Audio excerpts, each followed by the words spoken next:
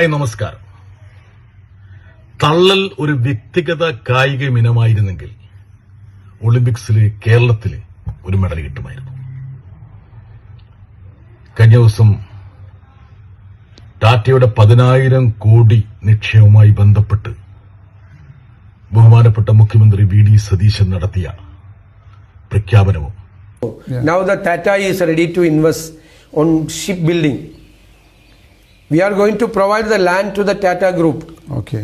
For investing for 10,000 crores investment for shipbuilding. അതിനുശേഷം ടാറ്റ നടത്തിയ വിസ്തീർണവും കേൾക്കുമ്പോൾ കാണുമ്പോൾ ആരുടെയും മനസ്സിലേക്കും വരുന്നത് ഈ ഒരു കാര്യമായിരിക്കും. അഹമ്മദാബാദിലെ എയർ ഇന്ത്യ ദുരന്തത്തിന് ശേഷം ടാറ്റ ഏറ്റവും കൂടുതൽ ഞെട്ടിയിട്ടുണ്ടാകുക നമ്മുടെ മുഖ്യമന്ത്രിയുടെ പ്രഖ്യാപനം കേട്ടാണ്. ടാറ്റയെ പോലുള്ള ഒരു വ്യവസായ ഗ്രൂപ്പ് തങ്ങളുടെ നിക്ഷേപ കാര്യങ്ങളുടെ മേൽ സുതാര്യമായിട്ടുള്ള ഒരു നിലപാടാണ് പലപ്പോഴും സ്വീകരിക്കുക. അതുകൊണ്ട് തന്നെയായിരിക്കാം ഇക്കണോമിക് ടൈംസിന് അവർ വിശദീകരണം നൽകിയിട്ടുണ്ടാകുക. എന്നെ അമ്പരിപ്പിക്കുന്നൊരു കാര്യമുണ്ട്. ശ്രീ വി ഡി സതീശൻ പ്രതിപക്ഷ നേതാവല്ല, കേരളത്തിന്റെ മുഖ്യമന്ത്രിയാണ്. കേരളത്തിന്റെ വിശ്വാസ്യതയെ കാത്തുസൂക്ഷിക്കേണ്ട പരമമായ ഉത്തരവാദിത്തം അദ്ദേഹത്തിനുണ്ട്. ഒരു വ്യവസായ ഗ്രൂപ്പിനെ തന്റെ ഒരു പ്രഖ്യാപനത്തിലേക്ക് വലിച്ചിടുമ്പോൾ ഒരു ഭാഗികമായ ഒരു ശരിയെങ്കിലും ഉണ്ടാകേണ്ടതുണ്ട്. ഇത് ഒരു സ്ലിപ്പ് ഓഫ് ടങ് അല്ല എന്നുള്ള കാര്യം വ്യക്തമാണ്. ഏതെങ്കിലും കോൺഗ്രസിന്റെ കവലയോഗത്തിൽ അദ്ദേഹം നടത്തിയ പ്രഖ്യാപനമല്ല. ലോകത്തിലെ ഏറ്റവും പ്രധാനപ്പെട്ട മാധ്യമങ്ങളിൽ ഒന്നായ ബ്ലൂംബെർഗിന് നൽകിയ അഭിമുഖത്തിൽ അദ്ദേഹം സ്പഷ്ടമായി വ്യക്തമായി പറഞ്ഞ കാര്യമാണ്. അതല്ലാതെ ഒരു പൊതുയോഗത്തിന്റെ വാക്ചാതുര്യതയിൽ അതല്ലെങ്കിൽ ഒരു പ്രസംഗത്തിന്റെ ആ ഒരു ഒഴുക്കിൽ വന്നുപോയ ഒരു അബദ്ധമല്ല. അദ്ദേഹം തന്നെ തീരുമാനിച്ച് പറഞ്ഞൊരു കാര്യമാണ്. അതുകൊണ്ടാണ് ബ്ലൂംബെർഗ് തന്നെ അതൊരു തലവാചകമായിട്ട് കൊടുത്തത്.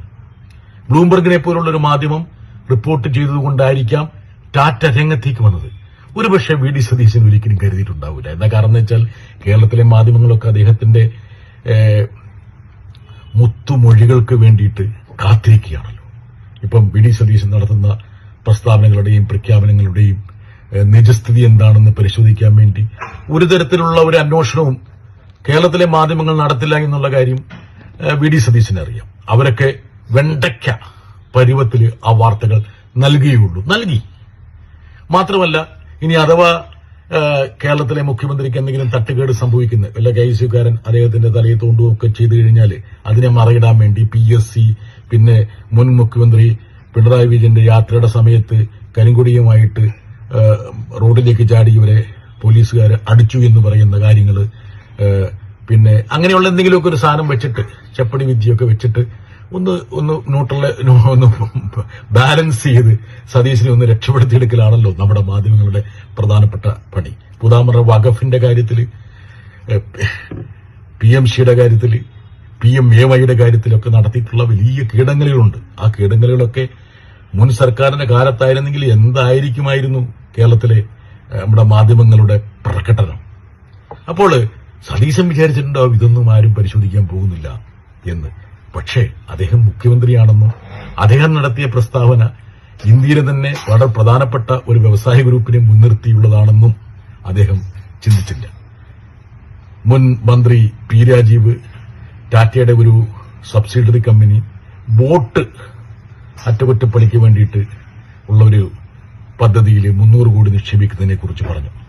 അത് മുൻ സർക്കാരിന്റെ കാലത്ത് ഒപ്പുവെച്ചിട്ടുള്ള ഒരു പദ്ധതിയാണ്.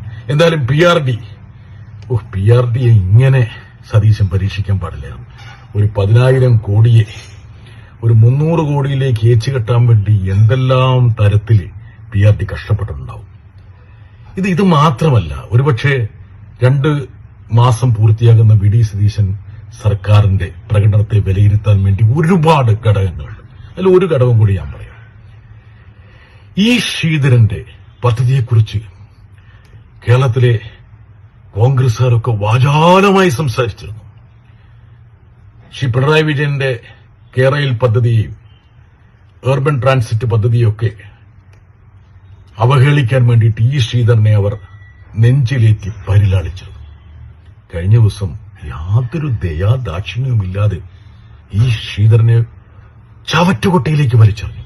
ഈ ശ്രീധരന്റെ പദ്ധതിയോട് എനിക്ക് വിയോജിപ്പുണ്ടായിരുന്നു. ആ വിയോജിപ്പ് ഈ ശ്രീധരനോടുള്ള വിയോജിപ്പല്ല. എന്താ കാരണം വെച്ചാൽ അദ്ദേഹത്തിന്റെ പദ്ധതി പ്രായോഗികമല്ല എന്ന് റെയിൽവേ മന്ത്രാലയം പറഞ്ഞതിനെ അടിസ്ഥാനപ്പെടുത്തിയാണ് ഞാനിവിടെ നേരത്തെ ഒരു വീഡിയോ ഇട്ടിരുന്നത്. അദ്ദേഹം യഥാർത്ഥത്തിൽ മുൻ സർക്കാരിന്റെ കേരയിൽ പദ്ധതിയും ഈ ശ്രീധരന്റെ പദ്ധതിയും തമ്മിൽ വലിയ വ്യത്യാസമില്ല. എന്തായിരുന്നു വ്യത്യാസം? ഒറ്റ വ്യത്യാസമുള്ളൂ. മറ്റത് എംബാക്ക്മെന്റിലൂടെയായിരുന്നു പോയിക്കൊണ്ടിരുന്നത് കേരയിൽ. ഈ ശ്രീധരൻ തൂണുകളിലൂടെ അതിവേഗപാത സൃഷ്ടിച്ചു. അത്രയേ ഉള്ളൂ, വലിയ വ്യത്യാസമൊന്നുമില്ല. അതുകൊണ്ട് കോസ്റ്റിലുണ്ടാകുന്ന വ്യത്യാസം മാത്രമായിരുന്നു പ്രധാനം. പക്ഷേ ഈ ശ്രീധരൻ പ്രൊജക്ട് ചെയ്യുന്ന കോസ്റ്റിനേക്കാൾ ഇരട്ടിയായിരിക്കും യഥാർത്ഥത്തിൽ ഈ പദ്ധതിക്ക് വേണ്ടി വരുന്ന ചെലവ് എന്ന് റെയിൽവേ മന്ത്രാലയം കൃത്യമായിട്ട് ഞാൻ ഉൾപ്പെടെയുള്ള എംപിമാരുടെ അടുത്ത് പറഞ്ഞിരുന്നു. അതുകൊണ്ട് തന്നെ അത് പ്രായോഗികമാകാൻ പോകുന്നില്ല എന്നുള്ള കാര്യം നമുക്കെല്ലാം അറിയാമായിരുന്നു. പക്ഷേ ഈ ശ്രീധരനെ ഇതുപോലെ ചവറ്റുകൊട്ടയിലേക്ക് തള്ളുമെന്ന് ഞാൻ വിചാരിച്ചിരുന്നില്ല.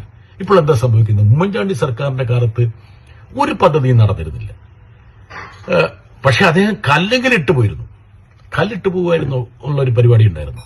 ഇപ്പൊ നമ്മുടെ ദേശീയപാത വികസനത്തിന് വന്ന ഡൽഹിയിൽ നിന്ന് വന്ന NHAയുടെ ഉദ്യോഗസ്ഥരൊക്കെ ഓഫീസ് പൂട്ടിയിട്ട് അവർ തിരിച്ചു പോയിരുന്നു ഉമ്മൻചാണ്ടിയുടെ കാലത്ത്. പക്ഷേ എന്നെ അലോസരപ്പെടുത്തുന്ന ഒരു കാര്യമുണ്ട്. ഭരണമാറ്റമുണ്ടായി, ജനങ്ങൾക്ക് ഒരുപാട് പ്രതീക്ഷയുണ്ട്. ആ പ്രതീക്ഷയുടെ അടിസ്ഥാനപ്പെടുത്തലായിരിക്കണമല്ലോ അദ്ദേഹം കേരളത്തിലെ ജനങ്ങളെ VD സതീശന് വോട്ട് ചെയ്തിട്ടുണ്ടാവും, അല്ലെങ്കിൽ കോൺഗ്രസിന് വോട്ട് ചെയ്തിട്ടുണ്ടാവും. പക്ഷേ കേരളത്തിന്റെ കഴിഞ്ഞ 10 വർഷത്തെ ദ്രുതഗതിയിലുള്ള ഒരു വികസനമുണ്ട്. ദേശീയപാത വികസനം പൂർണ്ണതയിലേക്ക് എത്തുന്നു. മലയോര പാത, തീരദേശപാത, ജലപാത. പക്ഷെ കേരളത്തിൽ ഇല്ലാതെ പോകുന്നത് ഒരു ഹൈസ്പീഡ് റെയിൽവേയാണ്. അത് അസ്തമിക്കുന്നു എന്നാണ് VD സതീശന്റെ പ്രഖ്യാപനത്തിൽ നിന്ന് മനസ്സിലാകുന്നത്. ഈ തള്ളലുകൾക്കിടയിലും കേരളം അദ്ദേഹത്തിൽ നിന്ന് പ്രതീക്ഷിക്കുന്ന ചില കാര്യങ്ങളുണ്ട്. അദ്ദേഹവും അദ്ദേഹത്തിന്റെ പാർട്ടിയും കേരളത്തിൽ നൽകിയ വാഗ്ദാനങ്ങളിൽ ഒരു ചെറിയ ശതമാനമെങ്കിലും നടപ്പിലാകണമെന്ന് കേരളത്തിലെ ജനങ്ങൾ ആഗ്രഹിക്കുന്നുണ്ട്. അദ്ദേഹത്തെ പിന്തുണയ്ക്കുന്ന മാധ്യമങ്ങളുടെ പരിലാളനയിൽ അദ്ദേഹം ആ ഉത്തരവാദിത്വം മറക്കരുതെന്നും താൻ ഒരു മുഖ്യമന്ത്രിയാണെന്നുള്ള ബോധ്യത്തിൽ അദ്ദേഹം തുടർദിനങ്ങളിൽ പ്രവർത്തിക്കണമെന്നും എനിക്ക് അഭിപ്രായമുണ്ട്. KSU പിള്ളേരൊക്കെ അദ്ദേഹത്തിന്റെ തലയിൽ തോണ്ടുമ്പോൾ ഒരുപക്ഷെ മുഖ്യമന്ത്രി എന്താണെന്ന് ബോധ്യപ്പെടുത്തി കൊടുക്കേണ്ട ഒരു ബാധ്യതയും അദ്ദേഹത്തിനുണ്ട് എന്നുള്ള കാര്യം അടിവരയിട്ടിട്ട് പറയട്ടെ.